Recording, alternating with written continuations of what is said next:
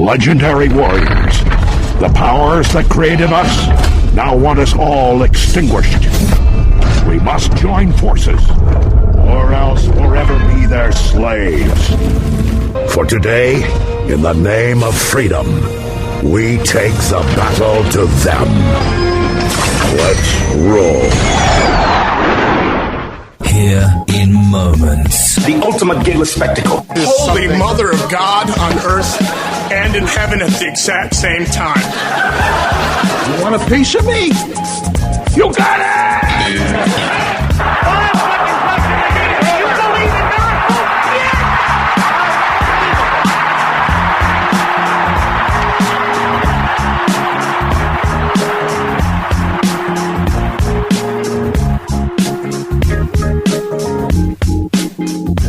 Well, good evening and welcome to Tucker Carlson Tonight. Donald Trump's presidency is now in its third week, and the battle to push through his agenda is only escalating in its relentless ferocity. Tomorrow, the Ninth Circuit Court of Appeals will weigh whether to continue blocking the president's executive order on immigration. We'll discuss that order with Piers Morgan in just a minute. But first, with each passing day, the war between the press and the president grows more intense. Today, the president tweeted this: "The failing New York Times writes total fiction concerning me. They have gotten it wrong for 2 years and now are making up stories and sources." And this morning he tweeted this: "Any negative polls are fake news, just like the CNN, ABC, NBC polls in the election. Sorry, people want border security and extreme vetting." Well, one media outlet with a particularly antagonistic relationship toward the president is CNN, the cable news network, which labeled Trump labeled fake news more than once. Piers Morgan is editor-at-large with DailyMail.com. He's the former face of CNN, and by the way, he won Celebrity Apprentice back when a certain future president was its host. He joins us now from L.A. Piers Morgan, thanks for joining us. Pleasure. That just shows what good judgment he has, right? Yes, and I always forget that, but what a cool thing to have on your CV. So I remember well when you were the face of CNN. I watched your show a lot. I didn't always agree with you, but I always thought you were straightforward. If you thought something, you just kind of put it out there and said it. So you left 3 years ago. Since then, thanks to WikiLeaks, we've learned a lot of detail about CNN colluding with the Democratic Party during this election. Were you shocked by it? I was a bit, yeah. I mean, I don't know how directly involved CNN were, but I do know that when you look at what happened with Donna Brazile and some of the other characters involved, it stank, frankly. And, you know, it brought to light, I think, Donald Trump's main beef with the media, which is that it's a two-way street, this question of respect and honesty. Yeah. And he has felt for quite some time, I think, that a lot of people in the mainstream media, for want of a better phrase, are absolutely determined to bring him down. And I think he's got a point. I think some of them absolutely are. And they were in the tank for Hillary Clinton. Their candidate didn't win. And now they are utterly determined to bring the Trump presidency crashing down. So you have a war between the media and the White House, the like of which I've certainly never seen before. And it's pretty dangerous all round. So I think there's a difference, though, between having a perspective and stating it clearly, as you do, as I try to, and in a subterranean way that's cloaked from public view, coordinating with the political parties. So we learned in WikiLeaks the Donna Brazile story, as you know, where she got the debate questions ahead of time. We also found out that the DNC research director was consulted by CNN for questions to ask Ted Cruz. A Clinton staffer implied that the politics producer at CNN was, quote, a friend and an ally. And then you have the chief political analyst at CNN emailing John Podesta and saying, quote, "You are a TV star. I've been in GOP hell." I mean, it really seems like there is a special connection between CNN, not just all media, but CNN and that party. Did you notice that when you worked there? Well, to be honest, and to be fair to CNN, you know, I spent 4 years there. I think the vast majority of people that work at CNN, particularly the anchors, do have great integrity, and I don't think they would want to be party to any of this kind of stuff. But I definitely think there were people lower down the food chain, perhaps, who didn't have such scruples, and who were absolutely, I think, determined that Trump wouldn't win. And bear in mind that the history of this, from the moment that Donald Trump decided to run, you know, he was, for about 4 or 5 months, the only gig in town. CNN and all the other networks were racing to give him as much airtime as they could possibly give him. This, of course, fueled the monster. And then when the moment came when they thought, oh, God, hang on, he might actually win, then rather like Dr. Frankenstein, they thought, we've got to kill him off. But by then, Trump, the nominee, was gone. He was off and racing around America, and he became unstoppable.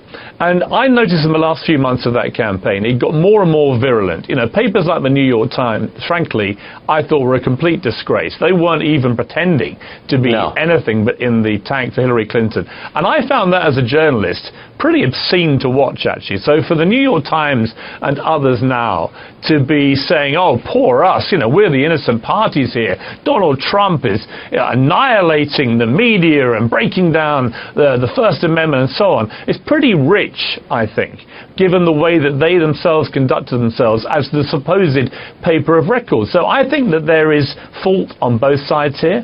I think that it is dangerous and toxic, and I think that the media have got to start showing President Trump a bit more respect, and he in turn, and his White House operation, have got to show the media a bit more respect, and they've all got to move on. Well, it's certainly within bounds, I think, for news organizations to call out politicians on statements that are false, and I think Trump has made a few, and I don't have any problem with reporters saying, whoa, wait a second, prove what you say. But it's the orientation that shocks me. It does seem like a lot of journalists see their role not as to report the news, but as to affect the outcome of an election. Has that changed in the decades you've been in the business? Yeah, but look, I mean, you know, in Britain, for example, we have a very free press, and you have papers which are very obviously partisan to political parties, be on the left and the right. And it's pretty balanced down the middle. There are as many left-wing papers in Britain as there are right-wing.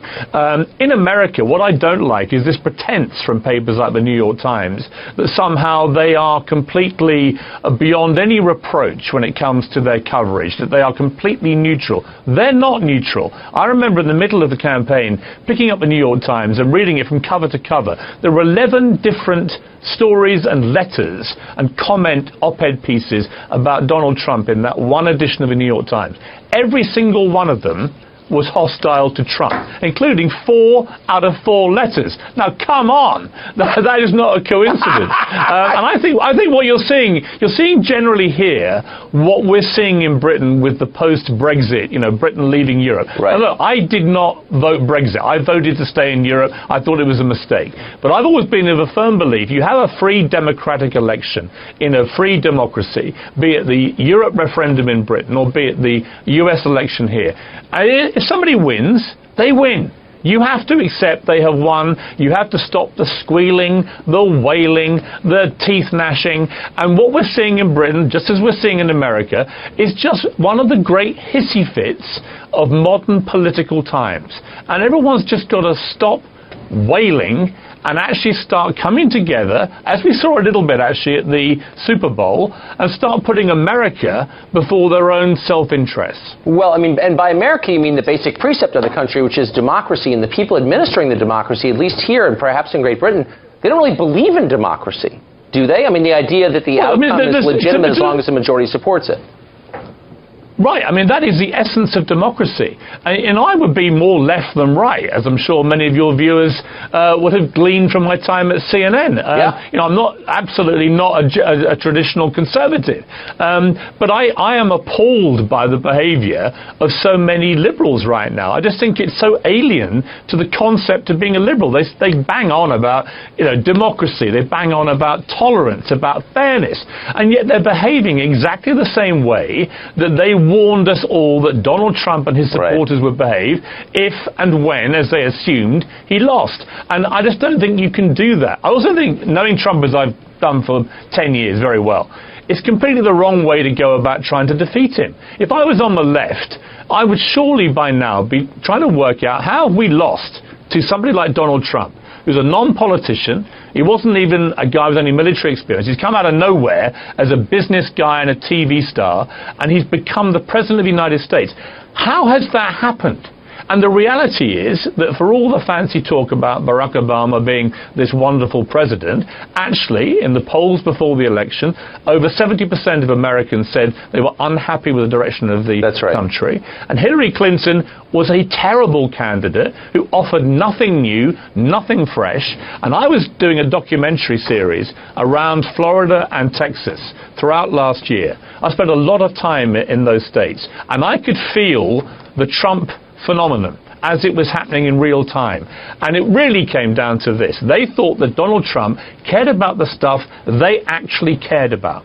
And that's how he managed to resonate. And he won. And he won fair and square. So my message to the left is, if you want to try and beat Donald Trump, then do it democratically. And stop trying to delegitimize him. Stop trying to make every tweet, every statement, every comment he says the Armageddon of the world.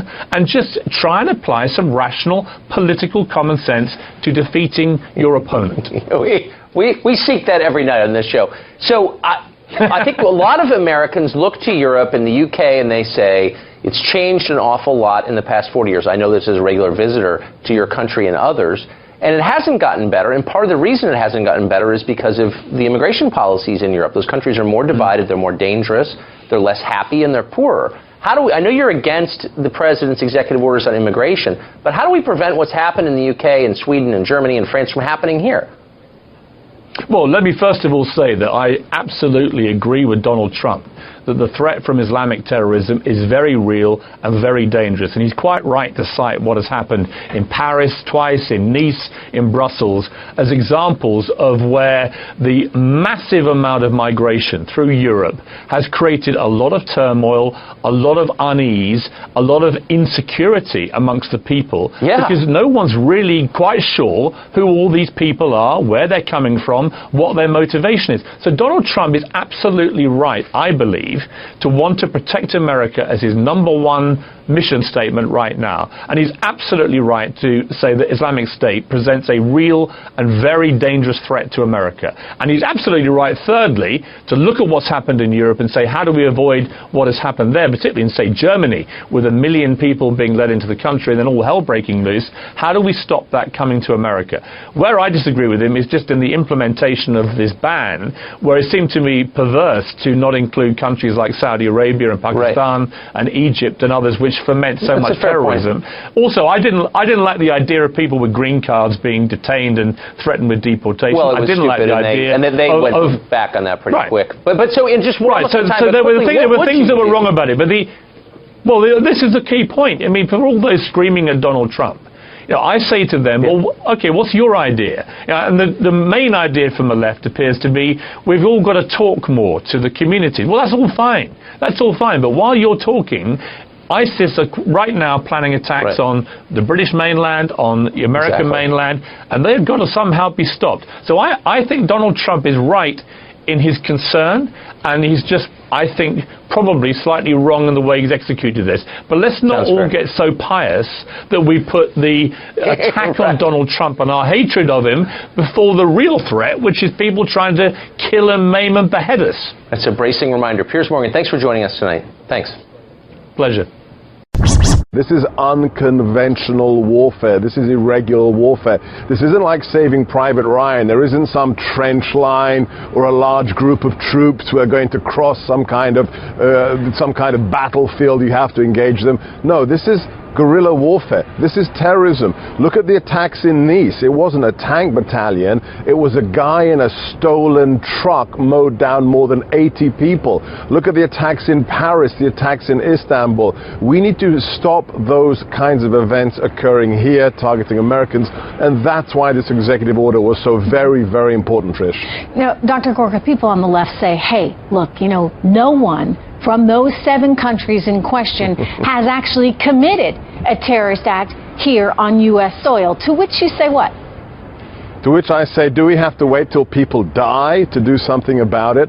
Good counterterrorism is about prevention. It's not about trying to catch the horse after they've left the stable. This is predicated on a very simple moment in time. We are going to eradicate ISIS. The president has made that commitment. Eradicate.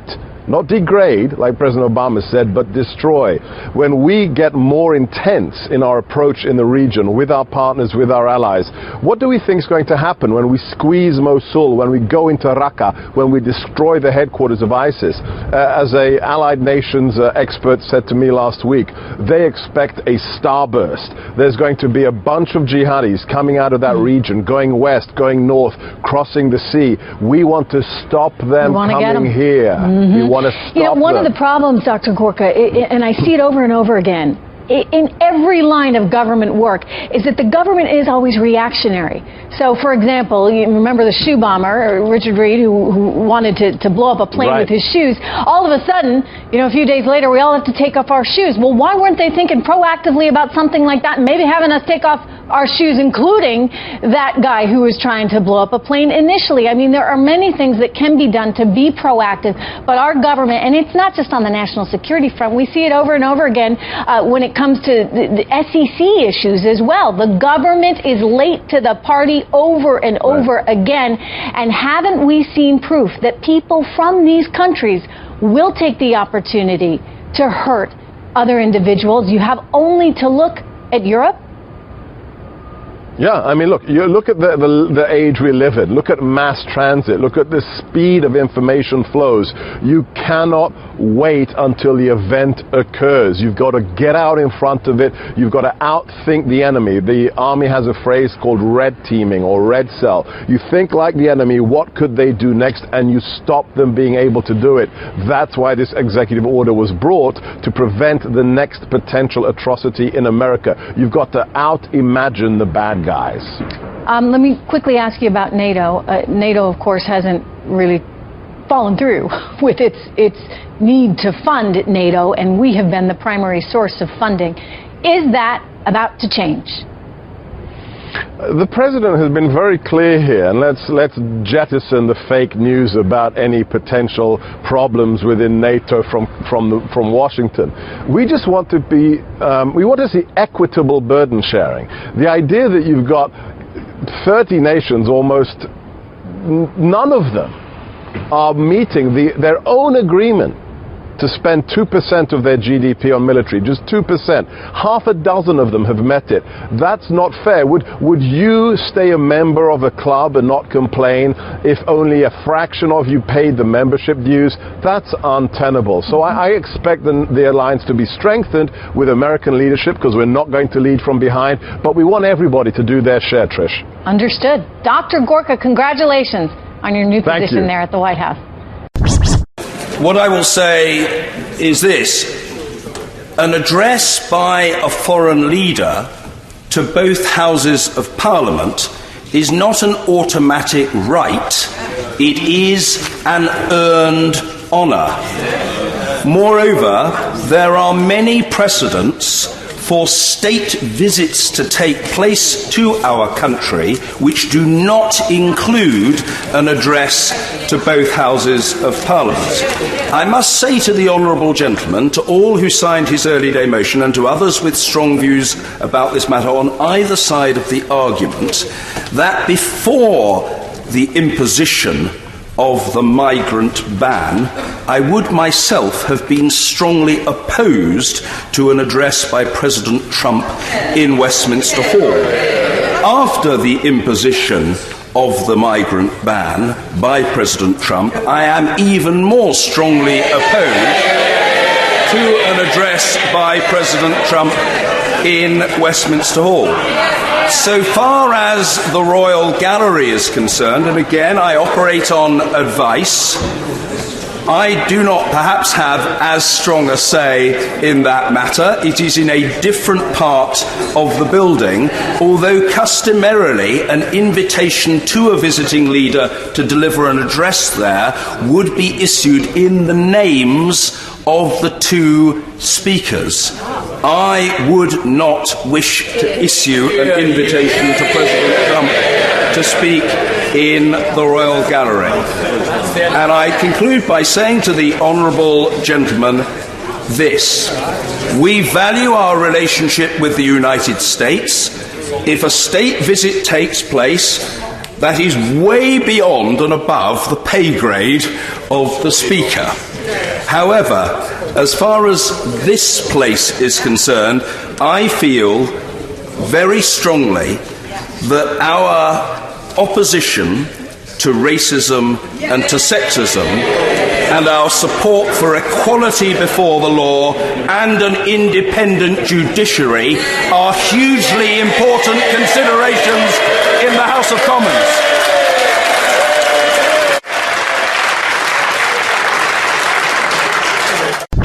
So here now is Judge Andrew Napolitano, Fox News senior judicial analyst. Judge, what's going on here? Wow. We have a federal district court judge in Seattle who basically second-guessed the president on the wisdom and propriety of the president's executive order, and that is absolutely not the job of federal judges in our society.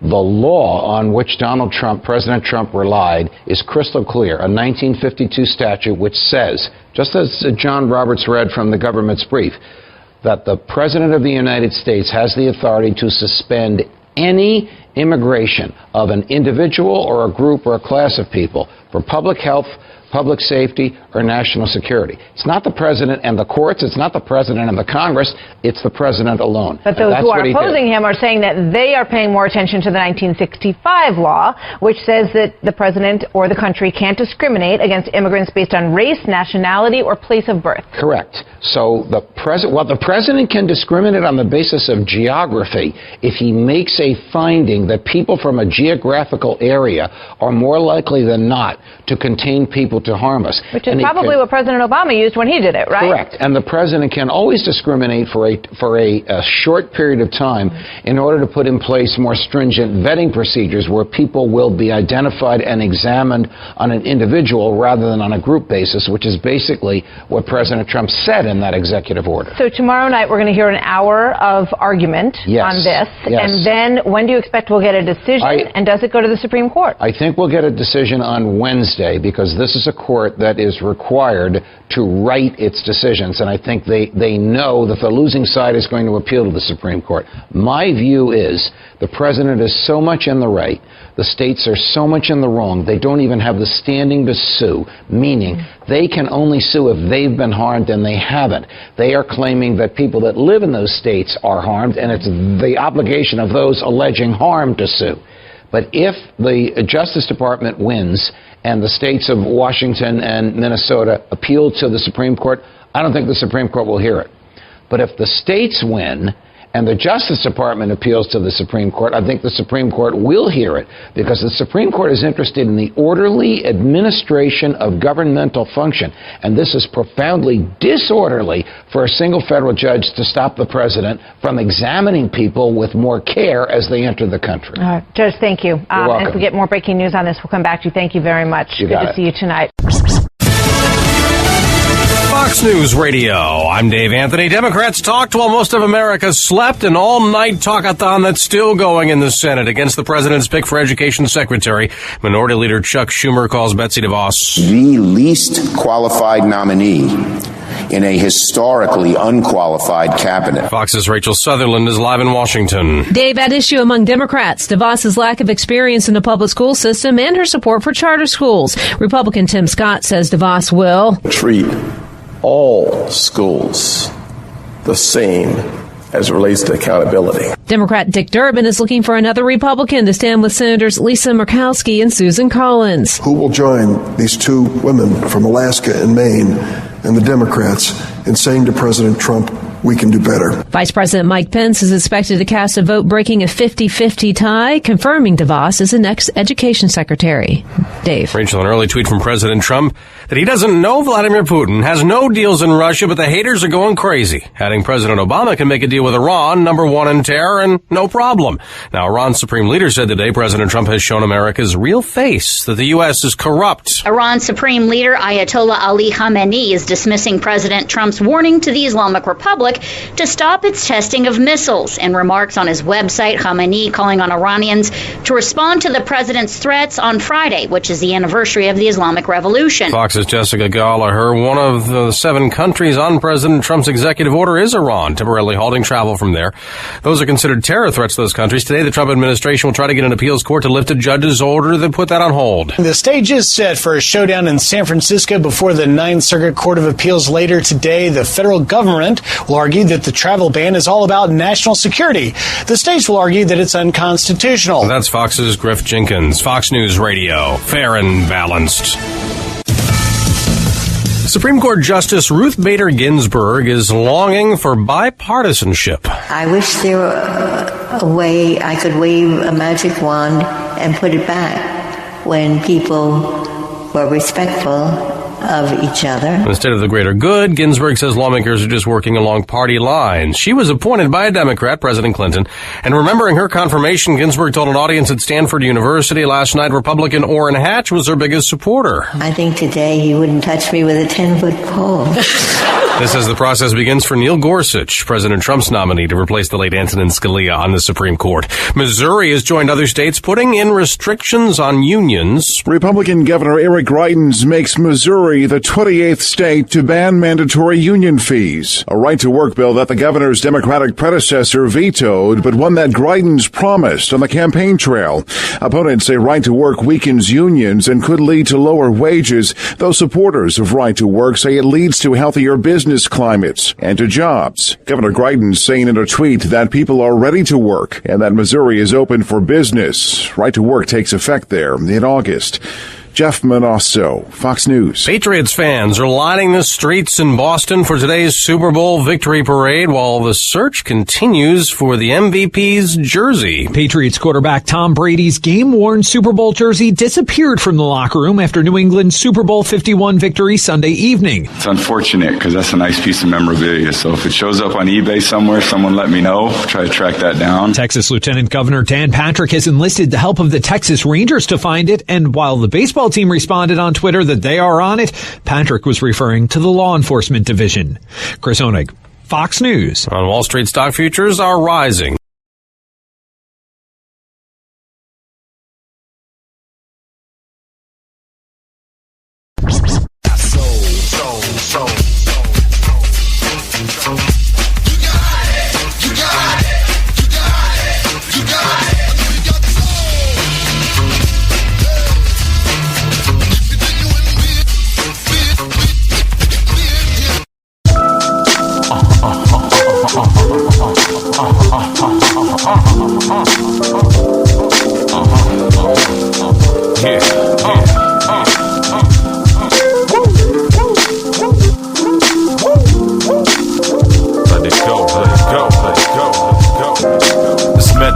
Disrupts your analysis. Got the potion to cure all your calluses. Raw advantages, pure adrenaline. Just remember, I'm the rhyme bender. Rearrange, contort, but never distort any statement in my report. Making it public for your distinction. Survive all scrutiny, overthrow your mutiny. More like a takeover, your coup attempt. Got dashed aside from the outside forces that I have at my disposal. Starting with the feds, stateside and local. Sewn together with the common thread. Bringing those lost souls back from the dead. Nothing more for you to dispute. Breaking down knowledge right to the root.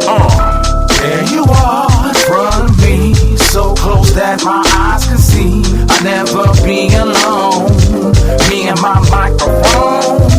There you are in front of me, so close that my eyes can see. I'll never be alone, my microphone. The relationship between me and my microphone is something you can't disown. Throw away or flick into the trash can, held together like lyrical contraband.